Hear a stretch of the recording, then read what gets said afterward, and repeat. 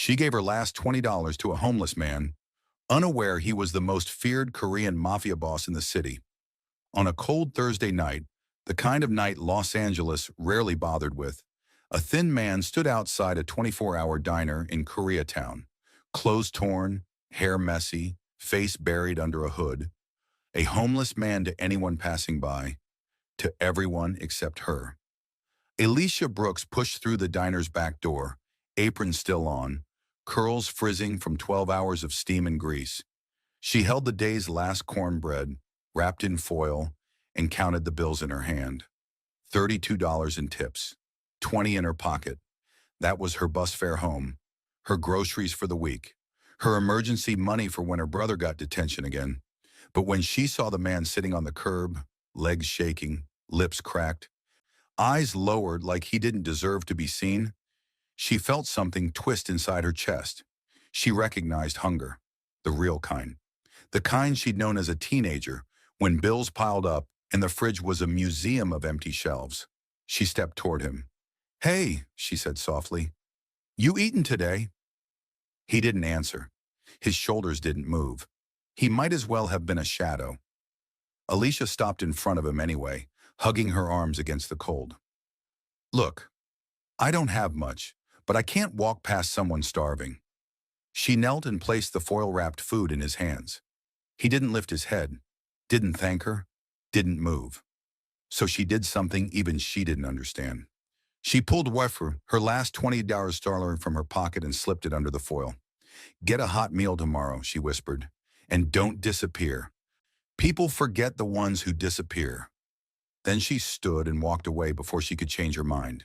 She didn't know that the man she just fed, the man she believed was homeless, broken, forgotten, was the most feared name in the Korean underworld. Ji Han-seok, the ghost king of Koreatown.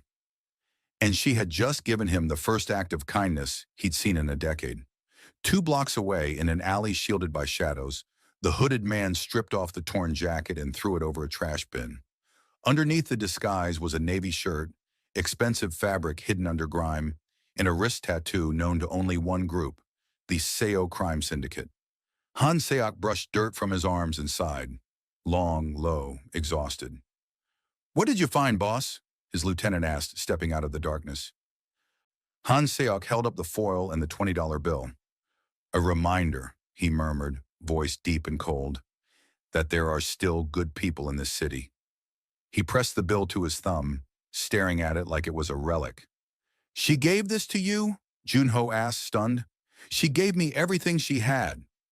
Junho exhaled a curse under his breath. "Boss, that's rare," Hansok finished for him. He tucked the foil under his arm. "I want her name." "Already got it," Junho replied, pulling out a small notepad. "Alicia Brooks, 24, black, waitress, Southside bus line, lives in a rundown building 5 blocks from here, has a younger brother in public school trouble." Han Seok's jaw tightened. She wasn't just kind, she was kind while drowning. That was the kind of woman the world crushed first. And the kind of woman he never forgot. Alicia didn't expect him to return. People who accepted help rarely did. But when she stepped out for her break the next day, she froze. The homeless man sat again on the curb. Except this time, he wasn't slouched. He was sitting tall, shoulders broad, posture strong, clean black hoodie, unshakable presence. He didn't look like someone starving anymore. He looked like someone dangerous pretending not to be. Alicia clutched her apron. "You came back." He lifted his head, and for the first time she saw his eyes. Dark, sharp, quietly devastating. "I needed to return something," he said. She blinked. "Return what?" He held up the foil sleeve she'd given him. Inside was her 20 and a $100 bill. "I didn't give you that," she whispered. "No," he said. "But you deserved more." She swallowed, unsure if she should accept it. "I didn't help you for money." "I know," he replied softly. "That's why it matters." The stranger stood.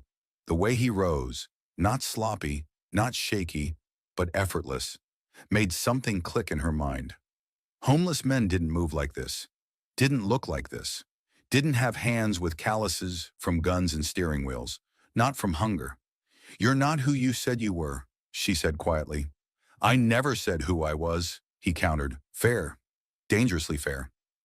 So who are you, really? She asked. His gaze held hers. Slow, steady, calculating, and yet something in those eyes softened, like he didn't want to hurt her with the truth. A man who needed to be reminded what humanity looks like. Her breath caught. He stepped closer, not threatening, but intense in a way that made her heart thudding painfully in her ribs. I owe you a debt, he said. You don't owe me anything. People like me, he murmured. We always owe. At that moment, 3 Korean men in black suits approached the curb. Alicia stiffened. They didn't look like businessmen. They looked like the kind of men who didn't blink during gunshots. One of them bowed slightly. Boss, the car is ready. Alicia's entire body turned cold. Boss? She looked at the hooded man. Cleaner now, eyes darker, posture sharper. He wasn't homeless. He wasn't helpless. He was someone powerful enough to walk with men who bowed to him in broad daylight. Han Seok saw the fear flicker across her face. He stepped closer, voice low. I won't hurt you, he said. She didn't step back. Who are you? She whispered again. He hesitated, then spoke the truth he never gave strangers. Ji Han Seok. The name hit her before the meaning did. She'd heard it whispered through the diner window, heard men curse it in alleyways, heard warnings from older workers. If a Korean man with that tattoo walks in, don't look him in the eyes. That name belonged to a myth, a ghost, a king made of knives and silence. Alicia's breath caught. You're him. His eyes softened with something she couldn't name. You fed me, he said, even knowing nothing about me, even when you had nothing. People are people, she stammered. Hungry is hungry. He nodded once. Which is why I'm not letting you vanish from my life. The sentence shot fire through her chest. What does that mean, she whispered. He didn't answer.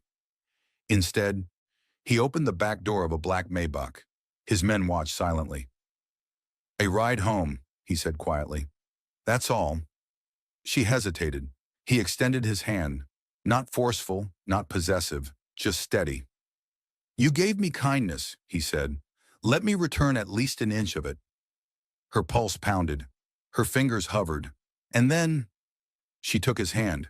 The moment their skin touched, his eyes flicked, sharp, unmistakably shaken, and Alicia felt it too. A spark neither asked for, a doorway neither expected, a future neither saw coming. The inside of the car felt like another planet. Soft leather, faint cologne, the low hum of an engine that probably cost more than her entire building. Alicia sat on the edge of the back seat, hands in her lap, still in her faded diner uniform. The foul smell of cornbread clung to her apron. Across from her, Ji Han-seok sat like he owned the air. Relaxed posture, eyes half-hooded, but every inch of him aware. The door shut with a quiet thud. The Maybach pulled away from the curb. She watched the diner vanish in the side mirror, her world getting smaller as his world surrounded her. You don't look surprised, he said after a moment, finding out who I am. Oh, I'm very surprised, she said, staring out the window. I'm just trying not to throw up about it. One corner of his mouth twitched. Most people can't even say my name without stuttering, he replied. You called me him, like I was just an annoying rumor. Well, you were an annoying rumor, she shot back. Until yesterday, you were just a story people used to scare delivery guys. And now? Now you're a man who tried to give me 5 times what I gave you, she said. Which makes me suspicious. He glanced at her. Suspicious of what? You don't get to buy your way out of being human, she murmured. You were cold, hungry, shaking. I saw it. So excuse me if I don't pretend you're untouchable now. He went quiet. Nobody talked to him like that. Not his men, not his enemies, not the politicians who took his money. Where do you live? He asked. Straight, then right at the liquor store, she answered. You'll know my building. It's the one the city forgot to love. Junho's eyes flicked to the rearview mirror, watching, memorizing. The car slipped from polished streets into cracked ones. Neon signs turned from sleek to desperate. Potholes jarred the ride. The world got smaller, louder, thinner. Her world. He watched it all. You walk this every night? He asked. Bus? Then 2 blocks, she said. It's not that bad. That bad? His brow lifted. You counted 3 open drug corners between the diner and your stop. She blinked. You notice that? I notice everything that can hurt what's mine, he said simply. The word slipped out before he could catch it. She heard it. I'm not yours, she said quietly. His gaze drifted to her hands, still curled into themselves. Not yet, he murmured. The car pulled up in front of her building, a leaning stack of brick and rust, hallway lights flickering, stair rail held together by prayer. He studied it. He'd bought warehouses in better condition. Alicia grabbed the door handle. Thank you for the ride, she said. You don't have to walk me up. I've survived worse. He opened his own door. I don't leave debts half paid. She rolled her eyes. But she didn't argue when he fell into step beside her, his men lingering at a distance. The hallway smelled like damp carpet and cheap air freshener. A baby cried behind one door. A TV blared behind another. Someone yelled in Spanish down the stairs. Home sweet chaos, she muttered. He didn't comment. At her door, she fished out her keys. The lock stuck like always, and she had to shoulder it once to get it open. You should get that fixed, he said. Are you going to send a strike team of locksmiths? She quipped. If I have to. She huffed a laugh. You're intense, you know that? So they tell me. She turned, leaning in the doorway. Why were you really out there that night? She asked. You said you needed a reminder. What does that even mean? His eyes darkened, a shadow crossing them. I needed to see, he said slowly, if there was anything left in this city worth softening my hands for. And, she whispered, and then you walked out and gave me your last $20, he said. So yes, there is. Her throat tightened. You don't even know me. I know enough, he replied. I know you help when it hurts you. I know you work too hard for too little. I know your brother's in trouble, but you're still covering for him. I know your shoes are worn down, but your pride isn't. He stepped in, close enough that she had to tilt her head up. And I know any world that eats people like you, he said quietly, is a world I'm tired of ruling. Her pulse stumbled. Good night, Alicia, he murmured. Good night, Han-seok. He paused. No, he said softly. Not here. Call me Seok. Her lips curled around it. Good night, Seok. He turned away, and for the first time in a long time, he walked back to the car feeling like he was moving towards something instead of away from everything. He didn't fix her door with a strike team. He fixed it himself. 2 mornings later, while Alicia was on shift at the diner and Darius overslept, Seok nodded at the building manager, slipped him a thick envelope, and walked up with a small toolkit. The manager's eyes went wide. Sir, you sure? You want to do this yourself? Do you enjoy having your rent paid on time? Seok asked. Yes. Then don't ask me foolish questions. The lock took 10 minutes to replace. The security chain took 3. By the time Darius stumbled out of bed, the homeless guy from the alley was crouched in the doorway, wiping metal dust from his hands. Darius nearly jumped out of his skin. Yo, you?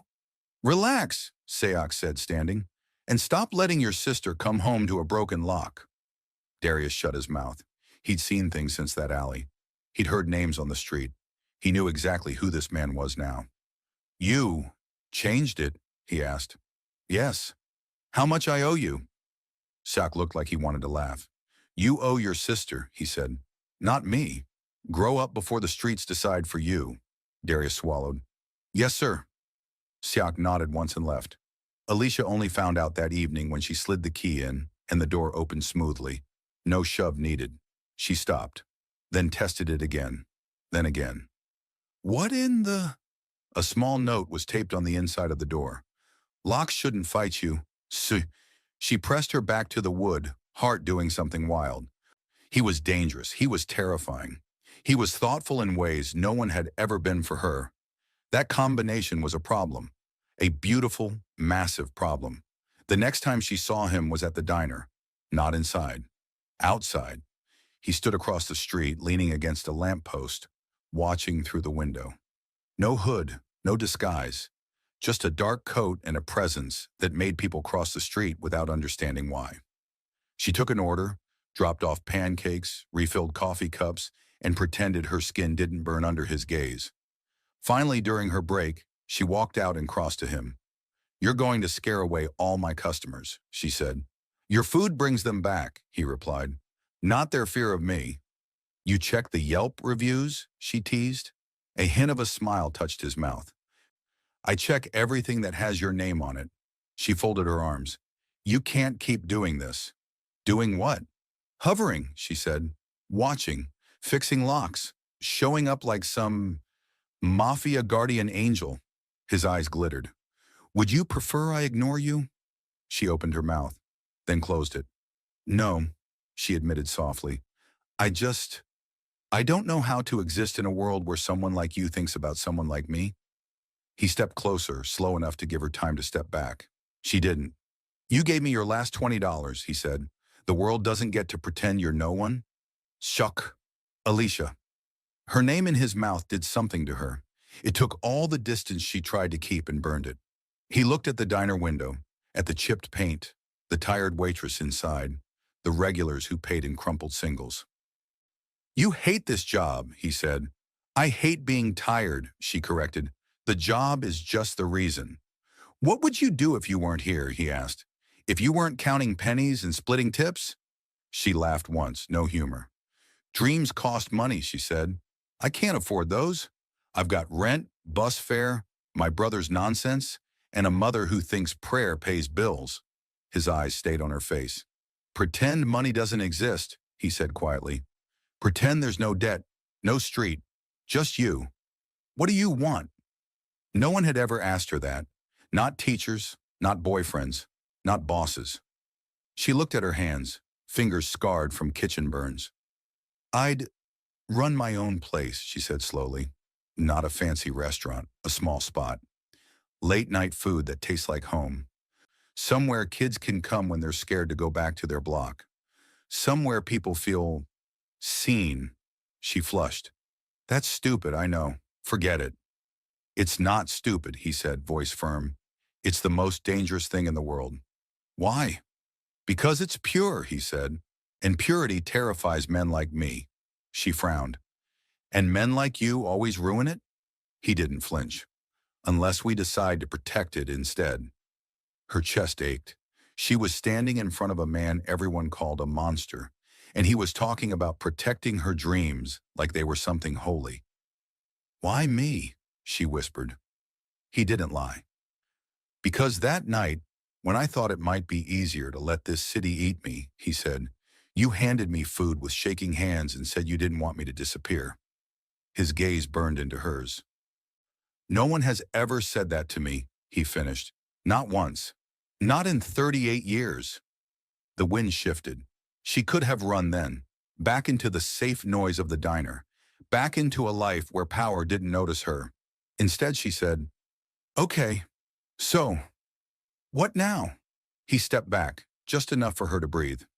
"Now I keep you safe," when he said, "whether you like it or not." "And what if I don't want your world anywhere near mine?" she tested. "Then I'll keep my world away," he replied, "and still keep you safe." She was about to respond when her phone buzzed in her apron. "Darius," she answered. "Yo, you busy?" His voice came a little too fast. "I'm always busy," she said. "What's wrong?" "Nothing, just, if some guys ask about me around your job, you ain't seen me, aight?" Her stomach dropped. "What did you do?" "Naomi, I gotta go, just—" The line cut.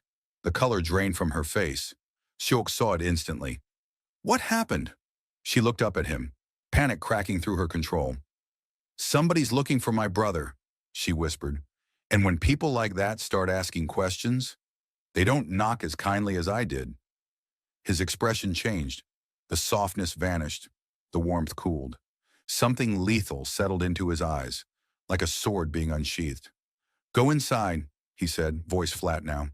"Stay where there are witnesses." "Soak." "Alicia," he repeated firmer. "Inside." She'd heard that tone before. Not from him. From men who took and never gave. But his eyes weren't like theirs. They were wild with something else. Fear. For her. She nodded once and backed toward the diner entrance. "What are you going to do?" she asked. He glanced toward the street where a black sedan had just turned the corner, slowing like it knew exactly where it wanted to stop. "Collect a debt," he said, "and remind this city who it belongs to." She opened her mouth again. He cut her off with one last sentence. "Whatever you hear, don't come outside." Her hand shook on the door handle.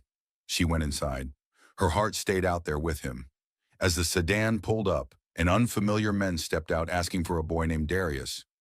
Alicia realized something in her life had crossed a line, and the man she'd once thought was homeless now stood between her world and the people who wanted to tear it apart. Not as a stranger, but as someone who had already decided she was his to protect. Alicia pressed her back against the diner door, her breath coming fast and thin. She watched through the front windows as the black sedan idled at the curb, headlights glowing like hungry eyes. The men stepped out slowly, 3 of them, all young, all wearing swagger like cheap armor. One looked around and said too loudly, "Yo, somebody said the kid hangs around here. Tall, cornrows, always with his sister." Alicia's stomach twisted. Darius. Inside the diner, forks paused midair. Regulars sank lower in their seats. Even the cook behind the grill froze. Tension crawled across the room like electricity.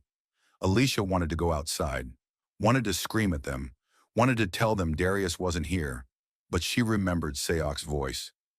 "Whatever you hear, don't come outside." She clenched her fists. That's when she saw him. Sayok walked out from behind the alley like he'd been carved from darkness itself. No hood, no hesitation, no disguise. He moved like a man who didn't need to raise his voice to be heard, didn't need to threaten to be feared. If shadows had a king, they'd bow to the way he carried himself. The 3 men turned. All fake confidence vanished. "Yo, is that—" "Shut up," another whispered sharply. "Don't say his name." Sayok stood between them and the diner door, between them and her. Alicia swallowed hard. He didn't look at her through the window. Didn't need to. He knew exactly where she was. "What business do you have with Darius Brooks?" Sayok asked. His voice was low, even, terrifyingly calm. One of the guys lifted his chin, pretending bravery. "He owes money. We just trying to get back what's ours." Sayok stepped forward once, just once, but it felt like a building shifted. "And who told you," Sayok said, "that you get to touch him?" The bravest of the 3 scoffed. "We got a problem with the kid, not with you." "Everything involving that family," Sayok replied, "involves me." Alicia sucked in a breath. The men exchanged looks, trying to figure out whether talking back meant suicide. It did. Alicia could see it in Sayok's eyes. The brutal stillness he wore like armor. The cold calculation behind each blink. The quiet violence humming beneath his skin. He wasn't saving her brother out of kindness. He was doing it because someone had dared to threaten someone he'd chosen. The tallest of the men cracked his knuckles. "Look, bro, we don't want beef. We just came to talk." Sayok raised his hand, not to strike, but to stop Junho and 2 others who suddenly appeared from nowhere, stepping out of 2 cars parked on both ends of the street, like they'd been waiting. Always waiting. Alicia's pulse raced. This wasn't a confrontation. This was a message. "You will not," Sayok said, "come here again. You will not go near their building. But you will not speak Darius Brooks's name." His voice didn't rise. The men's breathing did. "Or," Sayok finished, "you'll answer to me." The shortest one swallowed. "Look, man, we didn't know she had—" Sayok didn't let him finish. With one swift movement, faster than Alicia could blink, Sayok grabbed the front of the man's shirt and slammed him against the car hood. Gasps rippled inside the diner. The man's friends froze. Alicia covered her mouth. Sayok bent down, nose inches from his victim's face. "No one," he murmured, "touches what I protect." The street fell silent. Only the hum of the diner sign flickered above them. Sayok finally released the man, letting him stumble backward, nearly falling. "Get out of my sight!" All 3 scrambled into the sedan, slamming doors, tires screeching as they sped away like the devil himself chased them. Maybe he did. Alicia didn't move. Not when the danger left. Not when Junho approached Seok. Not even when Seok finally turned his head slightly toward the diner window. She felt the weight of his gaze through the glass. Felt the truth. Felt the fear. Felt something else she didn't dare name. She stepped outside before logic could stop her. The cold air slapped her cheeks. "So that's who you are," she said quietly. Seok didn't flinch. "You already knew." "I knew stories," she whispered. "Rumors. Whispers. And now you know reality." She shook her head, eyes stinging. "That wasn't reality, Seok. That was a war waiting to happen. They threatened your brother. And you nearly broke someone. They deserved worse." "You decide that?" she snapped. He didn't answer. She breathed harder, chest rising and falling. "This isn't normal," she said. "You can't just step into my life and decide who gets to be safe." "If I don't," he said, "no one will." Her voice cracked. "My world isn't built on guns and fear." "And mine is," he replied softly. "But I can use it to shield yours." "That's not protection," she whispered. "That's possession." He blinked once. A slow, painful blink. She had hit something deep. "I don't want to be owned," she said. "You're not. You're acting like I am." He stared at her, struggling with the truth he never confronted. The truth that terrified him more than bullets. He cared. He cared too much. Too fast. Too intensely. "Alicia," he said quietly, "I told you, I don't hurt what's mine." "There it is again," she whispered. "Mine. Mine. Mine." He exhaled, frustration rippling through him. "I said those words to warn men like them, not to cage you. But that's exactly what it feels like." She stepped back. He stepped forward but only half an inch, as if he was restraining every instinct he had. "I don't know how to do this," he said. "I don't know how to be gentle. I don't know how to protect someone without violence. I don't know how to keep my distance when I—" He stopped. When he what? When he wanted her? When he needed her? When she had already become the one thing he couldn't lose? Alicia swallowed a sob. "Seok," she whispered, "you can't solve my life like it's another street you rule." He took another quiet breath. "No," he said, "but I can remove anything that threatens you." "That's not what I asked for." "I know." Long silence, cold wind, humming streetlight, his men watching from a distance, her fingertips trembling. Then, "Come with me," he said. "Somewhere quiet, no cars, no men, no weapons, just you and me." She studied him, the craving in his eyes, the vulnerability he hated showing, the sincerity he didn't know how to hide. "Why?" she asked. "Because," he said softly, "if you walk away right now, I don't know if I'll survive the piece of myself you'll take with you." Her breath caught. Her heart betrayed her. This man, this dangerous, powerful man was unraveling in front of her, not because he expected her to fall for him, but because he had already fallen. "Alicia," he whispered, "please." Her knees went weak. She nodded. Just once. Barely.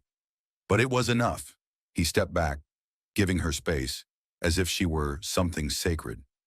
"Where are we going?" she asked quietly. "A place no one knows," he murmured. "A place where I'm not a boss, and you're not afraid." He offered his hand, not forceful, not possessive, a hand that trembled almost imperceptibly. She stared at him, then at the street where danger had nearly swallowed her life whole. And she realized something. He wasn't pulling her into his world. He was trying desperately to step into hers. She took his hand, and everything changed. Silk didn't drive her to a mansion. He didn't take her to a warehouse. He didn't take her to any of the places where kings of the underworld ruled from shadows. He took her to the opposite, a small rooftop above an abandoned print shop on Western Avenue. Quiet, forgotten, with a broken sign that flickered like it was trying one last time to live. He led her up the creaking stairwell and pushed open the metal door. Cold air flooded in. Alicia stepped out slowly. City lights spread below them. The sky felt close enough to touch. Wind tugged her curls gently. "This is where I go," he said behind her, "when I need to remember that I wasn't meant to die angry." She turned. He wasn't looking at her. He was staring at the edge of the rooftop like he'd stood there many times, wondering if the fall would hurt or heal. Her chest tightened. "How long have you been coming here?" she whispered. 10 years, he said. "Since the night my father died." His voice was flat, but his eyes weren't. Bitterness sat behind them like a ghost. "He was a monster," Seok said quietly. "The kind that pretends he's protecting you while tearing you apart from the inside. He beat loyalty into every bone in my body. And the night he died, the organization demanded I take the throne." Alicia stepped closer. "You didn't want it," she murmured. "No." His jaw tightened. "I just didn't want to leave the people under my father to someone even worse." He swallowed. "So I became the thing I hated." She reached up, gently placing her hand against his chest. "You're not your father," she whispered. "I live in the world he built," he said. "A world made of knives and debts and blood. A world you shouldn't even stand near." She took his hand. "And yet I'm here." He blinked, slow, like he didn't understand why she wasn't already running. "Why?" he asked. "Because I see you," she said simply. "Not the boss, not the rumors, not the fear, just you." His grip tightened around her fingers, but only because he was trying not to fall apart. "I don't deserve that," he whispered. "Maybe not." She leaned in closer. "But you deserve one chance to try." Something fragile cracked inside him. He cupped her face with both hands, carefully, like she was something he didn't know how to hold safely. "Alicia, I don't know how to love gently." "Then learn," she whispered. He kissed her. Not like a man claiming, not like a man devouring, but like someone who had starved too long for warmth and finally found a fire that didn't burn him alive. Her hands slid up to his shoulders. His forehead dropped against hers. For 10 long seconds, the entire city vanished. Alicia woke wrapped in a blanket he'd tucked around her. Not in his bed, not in his mansion. She was still on the rooftop, head resting on his shoulder. Seok hadn't slept at all. He sat upright, watching the horizon lighten with dawn. His coat draped over her like a second blanket. She shifted softly. "You stayed awake?" she murmured. "I didn't want you to wake up alone." Her heart fluttered painfully. "Seok," she whispered, "last night, you scared me. But not because you hurt those guys, because you looked like you wouldn't have stopped if I didn't walk outside." He didn't deny it. "That part of me," he said, voice raw, "is a part I'm terrified to let you see." "But I already did," she said, "and I'm still here." He stared at her, like she was a miracle he didn't trust his hands to hold. "You shouldn't stay," he whispered. "My world is made of endings. Yours should be made of beginnings." "Then make a beginning with me." He exhaled shakily. "You don't know what you're asking." She reached for his hand. "I'm asking you to choose something that doesn't kill you slowly." He closed his eyes. A war rippled across his face. Duty versus desire, blood versus softness, throne versus woman. And for the first time, she saw the truth. He wasn't addicted to power. He was trapped by responsibility. "Teach me how to leave," he finally whispered. Alicia's breath caught, because he meant it. He meant every word. "I don't want this crown anymore," he said, voice shaking. "Not if the price is you." Tears spilled before she could stop them. "You deserve a life where people love you without fear," she whispered. He lifted her chin. "Then stay with me while I learn." There was no dramatic explosion, no bloody war, no betrayal in the dark. Leaving the organization happened like this. Silk called his top men to the warehouse on 6th Street. He stood at the head of the long metal table. They stared at him like soldiers waiting for orders. "I'm stepping down," he said. Shock rippled through them. Junho stepped forward. "Boss, no arguments." "You built this empire," Junho said. "It will crumble without you." "Then let it crumble," Shuk replied. Silence, cold, heavy, absolute. "Who takes your place?" Junho asked carefully. "You," Siak said. "If you want it." Junho froze. "But you're the only one I trust to lead without spilling unnecessary blood," Siak said quietly. "And you're the only one who understands why I need to walk away." "What changed?" Junho asked. Siok's eyes softened. "Just a fraction." "A woman," he said. "One who gave me $20 like it was nothing. and made me realize I've wasted my whole life protecting a kingdom I don't want. Junho swallowed hard, then bowed deeply. So be it, he said. Go, before this world remembers it wants to keep you. Seok placed a hand on his shoulder. Take care of them, he said. All of them. And who will take care of you? Junho asked. Seok looked toward the exit, toward Alicia. She will. Leaving his world wasn't dramatic, it was quiet. Seok sold the cars, closed his penthouse lease, gave away most of his suits, burned documents that tied him to the syndicate, took one duffel bag of clothes, and walked out. Alicia waited outside the warehouse doors with a backpack and a scared, trembling smile. Is that everything? She asked. Yes, he said. She took his hand. Then let's go. They didn't flee. They didn't hide. They simply stepped into a different city where the world didn't know his name. A small apartment above a laundromat. Cheap furniture, warm kitchen light, noise from the street below. Home. Alicia got a job at a local soul food cafe. Seok found work at an auto shop. Hands rough, clothes simple, smile real. The owner liked him because he didn't talk much and fixed engines better than anyone else. Weeks passed, then months. One evening, Seok came home with grease on his cheek. Alicia was cooking cornbread, humming softly. He wrapped his arms around her from behind. You're smiling, she teased. I'm allowed to smile now. She leaned back into him. You happy? He pressed his face into her shoulder, then whispered the truth he once thought he'd never say. You saved me. She turned, cupping his jaw. No, she said. You saved yourself. I just gave you a reason. He kissed her. Not like a mafia boss, like a man who had finally stepped into the life he deserved. A year later, on a quiet Saturday afternoon, Alicia stood in the kitchen wearing her apron. Shock walked in, holding something behind his back. What are you hiding? She asked. He stepped closer and pulled out $20. Her breath hitched. That day, he said softly, you gave me your last $20 without thinking twice. It changed everything. So today, I want to return it properly. She laughed, tears already forming. It's just a bill, Seok. No, he whispered. It was the moment my life shifted. He placed the bill in her hand. Then he took her other hand and slid a ring onto her finger. A simple band, quiet, beautiful in its softness. Alicia, he whispered, voice shaking, I want to spend the rest of my life repaying the kindness you gave a stranger on the street. Will you marry me? She couldn't speak, could only nod as tears spilled. He pulled her into his arms. I love you, he murmured, words he had never said to anyone. I love you too, she whispered. Outside, life went on. Cars honked, people yelled, dogs barked. But inside the tiny kitchen above the laundromat, a love story completed its circle. A homeless man who wasn't homeless, a waitress who gave her last $20, a king who walked away from his throne, a woman who became home. Because sometimes love doesn't start with fate. It starts with hunger, with kindness, with $20, and with two people brave enough to knock on each other's broken hearts.